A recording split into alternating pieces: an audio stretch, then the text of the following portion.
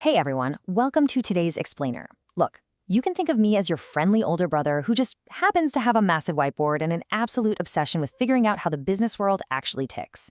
Today, we're going to break down exactly how to pick winning industries. Because here's the secret. You don't just want to find a good company. No, you want to find a good company that's swimming in a highly profitable pond. So we're going to strip away all that complex textbook academic jargon and give you a super practical breakdown of industry profitability. And we're going to do it by looking heavily at real-world examples right here in the Indian market.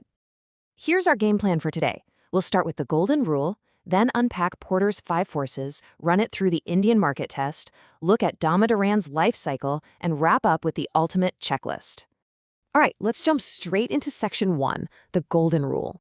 Before we even touch the academic frameworks, we need to lay down our core foundational principle. A great company in a bad industry still won't make money. This is classic Warren Buffett wisdom, and it is absolutely crucial for today's explainer. What he's telling us is that your environment literally dictates your ceiling of success. I mean, you could have the smartest management team on the planet, an unbelievable work ethic, the tightest operations, but if the industry structure itself is fundamentally broken, you are fighting a losing battle. The industry essentially sets the boundaries of how much profit you can actually make. Let's picture this to see exactly what Buffett meant. Imagine you're just an absolutely brilliant CEO.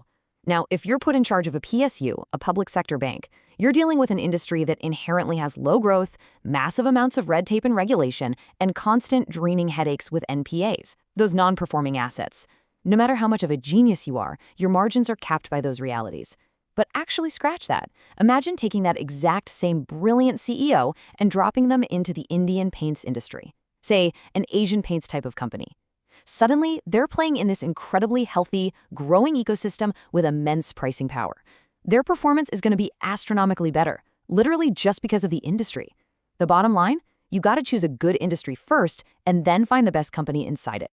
Moving right along to Section 2, Porter's 5 forces.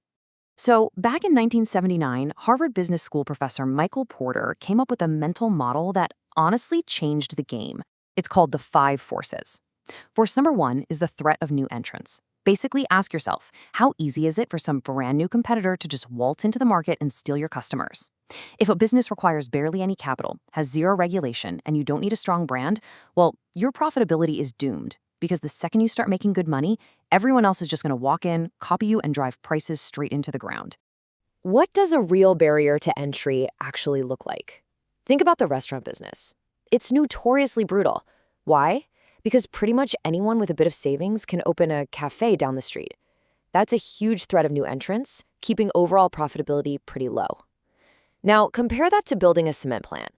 You literally need an investment of 2,000 to 3,000 crore rupees, plus incredibly complex environmental clearances. That right there is a very low threat of new entrants, and it beautifully protects the high profit margins of existing cement companies.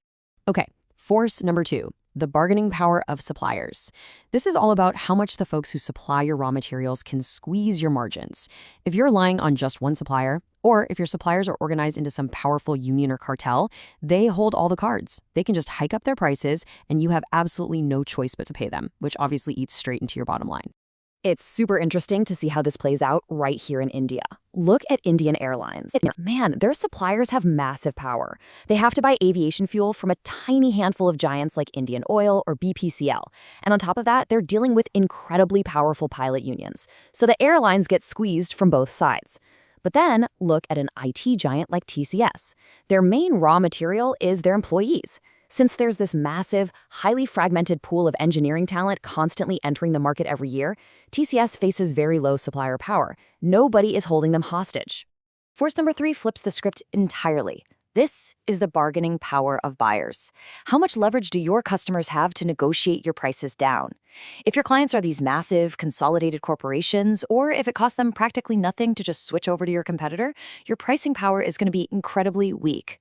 Let's contrast 2 totally different dynamics here. In IT services, you're dealing with massive global clients like Walmart or Citi. These buyers have enormous negotiating power. They're signing 3-year contracts, and you better believe they haggle aggressively over every single dollar because they have the scale to do it. But then look at Nestle, selling packets of Maggi noodles. Every customer is just an everyday individual person buying a cheap, small item. You don't walk into a Kirana store and try to negotiate the price of a packet of Maggi, right? Because the buyers are totally fragmented, Nestle has very low buyer power to worry about, so they keep their margins intact. Force number 4 is the threat of substitutes. This asks a scary question. How easy is it for a customer to completely ditch your product category and replace it with something totally different?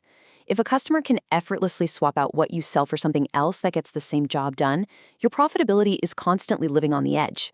Think about cola brands: Coke, Pepsi, Thumbs Up. If one brand gets too expensive, you can easily just substitute it on a whim. The threat there is medium to high, but compare that to Reliance Geofiber. Today, your home internet connection is literally an essential utility. Once it's installed and it's running your home office, your Netflix, the whole shebang, you are not going to easily swap it out on a whim. The threat of substitutes for an established home broadband connection is incredibly low. It's super sticky and highly profitable. And finally, force number 5 is industry rivalry.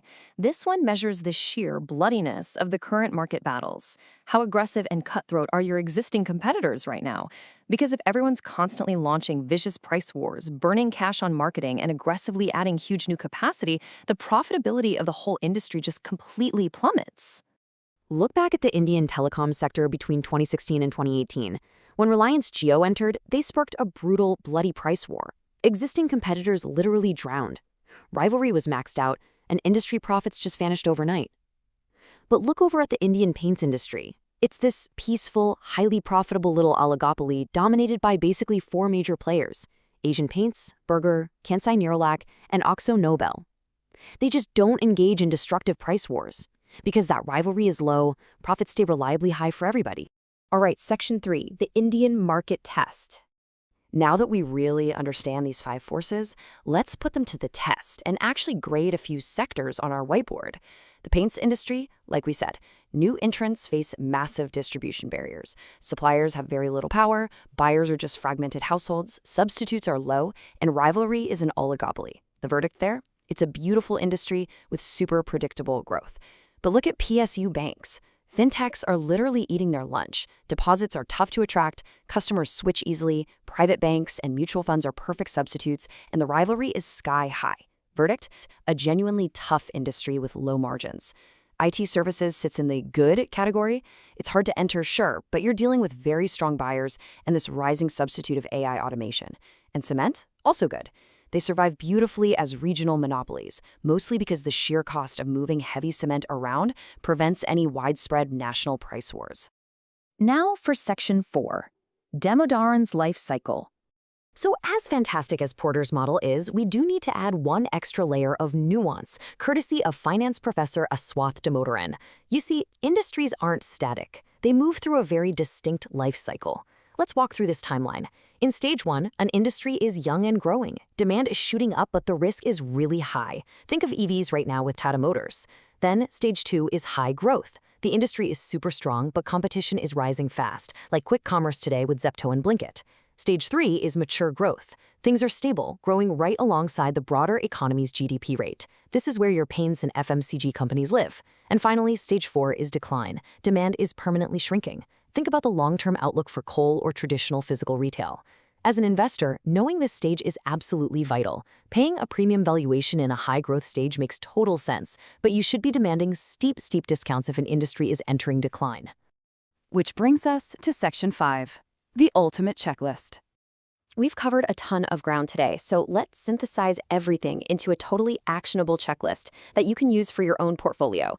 Honestly, you might want to screenshot this right now. Whenever you look at a company, run it through this exact 5 forces test. 1, is it easy to enter? 2, are the suppliers too powerful? 3, can customers easily negotiate prices down?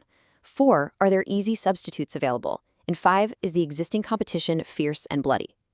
Here's your golden rule of thumb. If at least 3 out of these 5 forces are favorable for the business, you are generally looking at a highly attractive industry. Let's lock in these core takeaways so this framework sticks in your mind forever. Remember Buffett's rule: a good company trapped in a bad industry is usually only going to give you average returns, at best. Industry profitability is entirely defined by these 5 forces. You want to look for sectors with low competition and massive barriers to entry. That's the recipe for high profits. We saw how Indian paints and FMCG are beautiful, highly profitable spaces, while historically, PSU Banks and pre-2020 telecom have been brutally tough. And of course, never forget to check exactly where the industry is sitting on Damodaran's life cycle. So I want to leave you with a bit of a challenge to put this whiteboard logic to work right away. Think about a specific stock that you own right now. Take a really hard, honest look at it. Does its industry actually pass that 3 out of 5 profitability test? Are you swimming in a beautiful pond? Or are you just hoping a brilliant CEO can magically fix a fundamentally tough environment? Run the forces, grade your portfolio, and you might just realize exactly why some of your investments behave the way they do. Keep analyzing, keep learning, and I'll catch you in the next explainer.